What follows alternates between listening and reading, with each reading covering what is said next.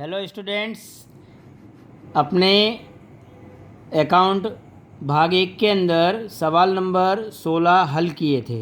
आप लोगों ने भी अपने नोट में हल किया होगा। आज अपने सवाल नंबर 17 को हल करेंगे।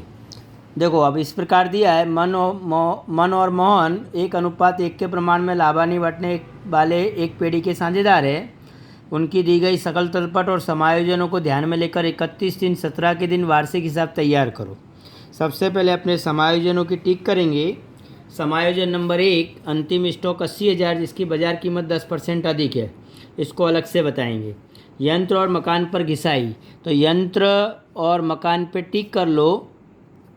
उसके बाद 10,000 का एक देनदार दिवालिया हो गया, उसके पास से सूचना मिली कि उसके पास से अंतिम डिविडेंड के रूप में 50% रकम मिलेगी और डूबत ऋण अनामत 5%। अब ग्राहक जो दिए वो देनदार है, उस पर टिक कर लो। बैंक ओवरड्राफ्ट 10% दर से चुकाना बाकी ब्याज, बैंक ओवरड्राफ्ट पर ब्याज चुकाना बाकी, तो बैंक ओवरड्राफ्ट पर टिक कर लो।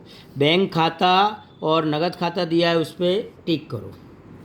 उसके बाद रोकड़ 2,000 का माल बिक्री वापसी बही में लिखना रह गया, तो बिक्री वापसी बही से देनदार घटेंगे और बिक्री में भी असर होगी, तो बिक्री पे भी टिक करो। अब टिके हो गई। अब अपने एक एक करके सवालों के सकल तलपट को दर्शाएंगे। देखो बच्चों, सबसे पहले यहाँ अपने को पूंजी दी है। पूंजी इधर लिख दो। मन की पूंजी 2,80,000 और मोहन की पूंजी, दोनों को जोड़ के बाहर निकाल दो, 2,20,000। टोटल पूंजी हो गई 5 लाख रुपए, बाहर निकाल दो। उसके बाद पूंजी के बाद आरण को हमेशा अपने चालू खाते में बताते हैं, तो यहाँ लिखो आरण।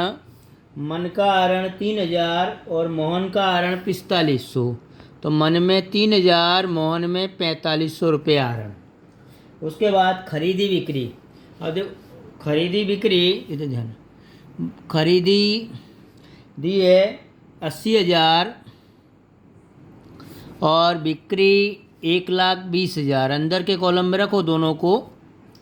उसके बाद विज्ञापन खर्च लाभानी खाते की उधार बाजू, विज्ञापन मिडल में रख दो। विज्ञापन खर्च, उसकी रकम बाहर निकाल दो, ठीक नहीं है, तो 7,000 रुपये विज्ञापन खर्च के। उसके बाद जावक माल गाड़ी भाड़ा, इधर ही लिखो, जावक माल गाड़ी भाड़ा, उसकी रकम लिखो 850 रुपये। उसके बाद यंत्र अपनी संपत्ति है, तो संपत्ति लेना में यंत्रों को अंदर रखो, 1,50,000 प्लस ऑफिस यंत्रों की खरीदी प्लस यंत्रों में वृद्धि। तारीख 1/4/16 को 40,000 रुपये के यंत्र खरीदे, यानी टोटल यंत्र हो गए 1,90,000, अंदर रख दो। उसके बाद मकान 2.5 लाख रुपये का, उसी के नीचे मकान 2,50,000 का, अंदर ही रखो। समायोजन है ऑफिस वेतन लाभानी खाते की उधार बाजू, ऑफिस वेतन पर टिक नहीं है तो बाहर निकाल दो, 15,000 रुपये ऑफिस वेतन के। उसके बाद ग्राहक और व्यापारी, ग्राहक यानी देनदारों को अंदर रखो, 25,000। व्यापारी यानी लेनदार, व्यापारियों को बाहर निकाल दो।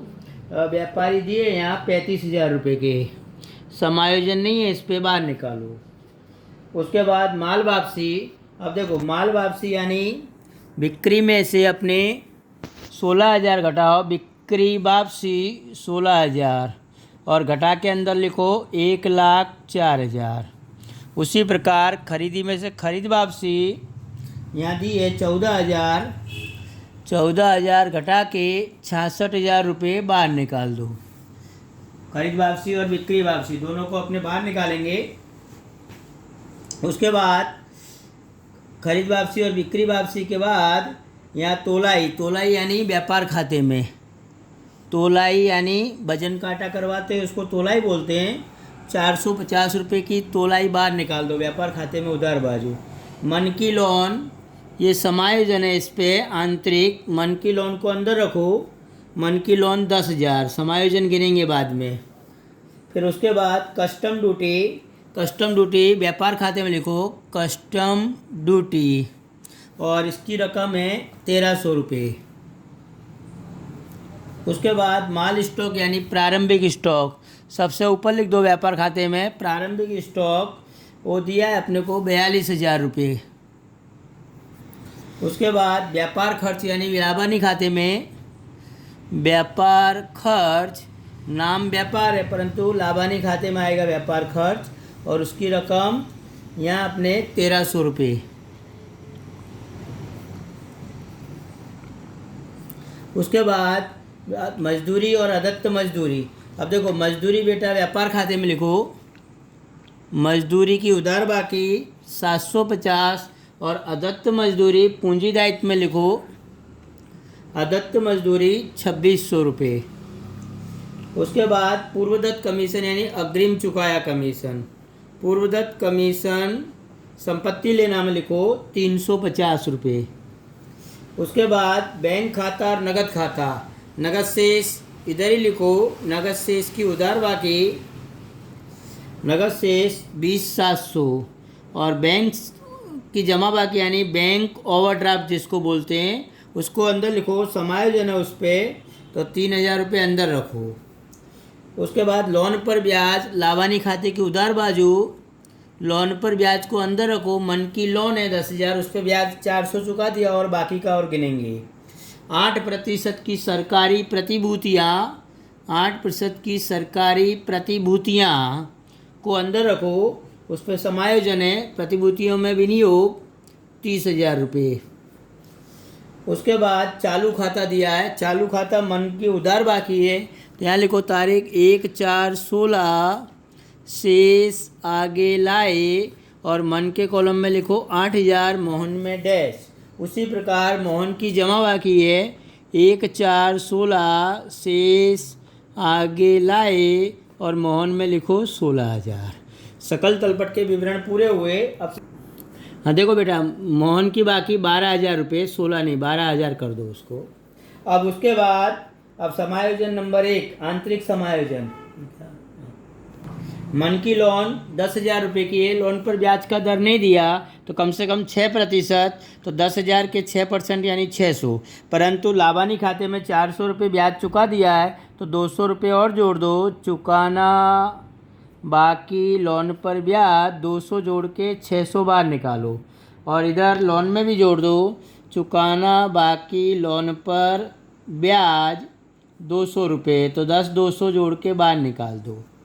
उसी प्रकार 8% की सरकारी प्रतिभूतियाँ दी है तो 8% के हिसाब से 30,000 पर 2,400 रुपये ब्याज, तो मिलना बाकी ब्याज 2,400 जोड़ के 32,400 बाहर निकाल दो। उसी प्रकार इस 2,400 रुपये को यहाँ जमा कर दो, विनियोग पर ब्याज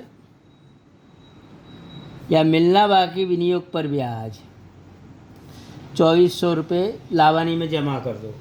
अब समायोजन नंबर 1 मुख्य समायोजन नंबर, देखो अंतिम स्टॉक 80,000 जिसकी बाजार कीमत 10% अधिक है, अधिक वाली कीमत को अपने ध्यान में नहीं लेते इसलिए अंतिम स्टॉक पूरा लिखो 80,000 व्यापार खाते में जमा। दूसरी असर संपत्ति लेना में उधार बाजू, अंतिम स्टॉक 80,000 रुपये। दूसरा समायोजन यंत्र और मकान पर 10% घिसाई, दोनों पे 10% घिसाई गिन लो, यंत्रों पे 19,000 घिसाई गिनने के बाद 1,71,000 बाहर निकालो। उसी प्रकार मकान पर घिसाई 25,000 घटा के बाहर निकाल दो 2,25,000। और दोनों असर लाभानी खाते की उधार बाजू, यंत्र पर घिसाई 19,000, मकान पर घिसाई 25,000 रुपये। उसके बाद 10,000 का एक देनदार दिवालिया हो गया, उसके पास से सूचना मिली कि उसके पास से अंतिम डिविडेंड के रूप में 50% रकम मिलेगी, डूबत ऋण अनामत 5% रखना है।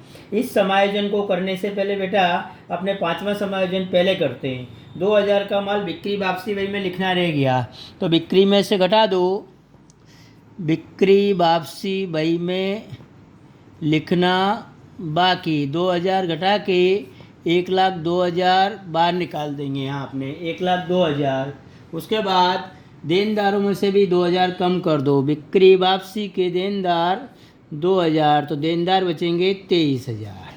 अब अपने फिर से वो तीसरा समायोजन करेंगे कि 10,000 का एक देनदार दिवालिया हो गया, उसके पास से सूचना मिली कि अंतिम डिविडेंड के रूप में 50% रकम मिलेगी। तो 10,000 के 50% यानी 5,000 घटाओ, पहले डूबत ऋण 5,000।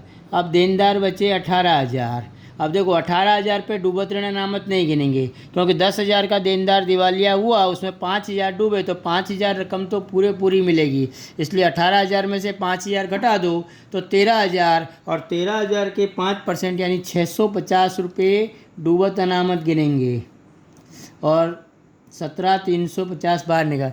अब लाभानी खाते में उधार बाजू बताओ। डूबत ऋण समायोजन की 5,000 रुपये प्लस डूबत अनामत 650 यानी 5650 रुपये बाहर निकाल देंगे। उसके बाद बैंक ओवरड्राफ्ट पर ब्याज चुकाना बाकी है 10%। बैंक ओवरड्राफ्ट 3,000 है, तो चुकाना बाकी ब्याज 300 रुपये 10% के हिसाब से जोड़ दो। तो यहाँ 300 जोड़ के 3,300 बाहर निकाल दो। और लाभानी खाते की उधार बाजू चुकाना बाकी BOD पर ब्याज 300। अब ये सवाल पूरा हुआ। देखो बच्चों, अब अपने टोटल करेंगे। अब टोटल में सर्वप्रथम अपने व्यापार खाते की जमा बाजू का योग 1,82,000। उसी प्रकार यहाँ भी लिखो 1,82,000। अब अंतर की रकम, सब रकम घटाने के बाद 71,500 सकल लाभ। इस लाभ को लाभानी में ले आओ। सकल लाभ व्यापार खाता से लाए 71,500 रुपये।